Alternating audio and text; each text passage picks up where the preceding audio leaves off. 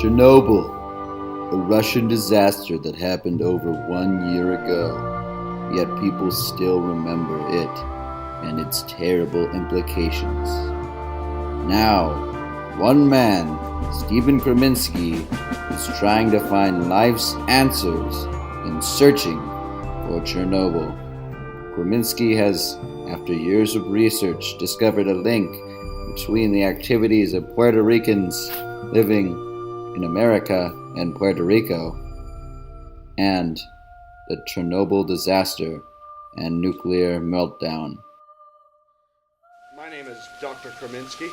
I work at the head of a team. I have Dr. Stevenson, Dr.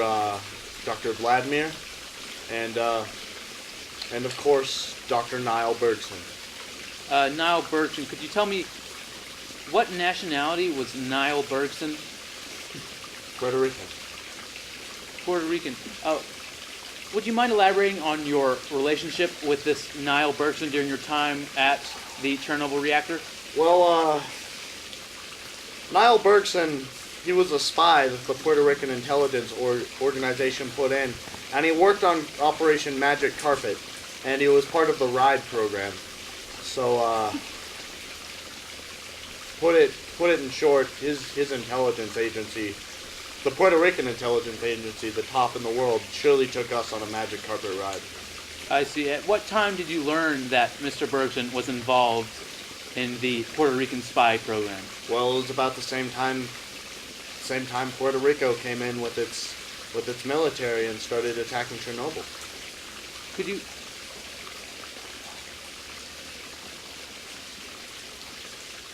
what evidence do we have that leads us to believe that Puerto Rico was involved in the disaster that took place at the Chernobyl reactors? Say the words Puerto Rico. Puerto Rico. What comes to your mind? I'll say what we're all thinking. Chernobyl. Chernobyl.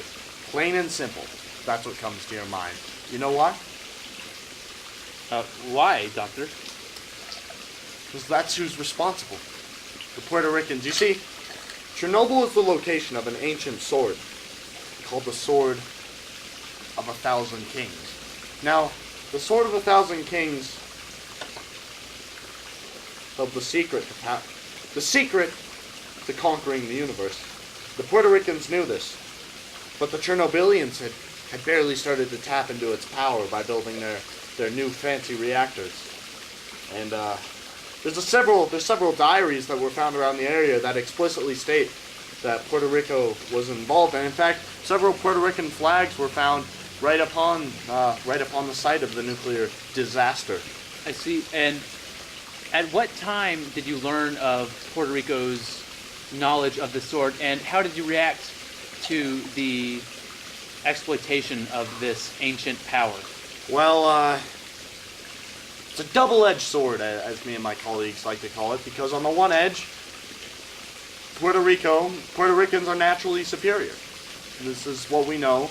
Puerto Rico conquered the United States in 1813, right after the War of 1812. At this time, the Puerto Ricans had already developed jet fighters and B-12 bombers, and well, they swept the United States military aside and turned the United States into a territory of Puerto Rico. A lot of people think that's the other way around, but that's just the way Puerto Rico likes it, so nobody asks any questions. I see. And do you think that Puerto Rico's knowledge of the sword helped them defeat the United States in this war? Well, the Puerto Ricans didn't have the sword at that point. They had several other artifacts, but I think that some of it may have helped the Puerto Ricans win the war, to say the least. At what time did you become aware of the anti-Puerto Rican resistance common among the Chernobylian families? The anti-Puerto Rican resistance. Why somebody'd want to resist Puerto Rico?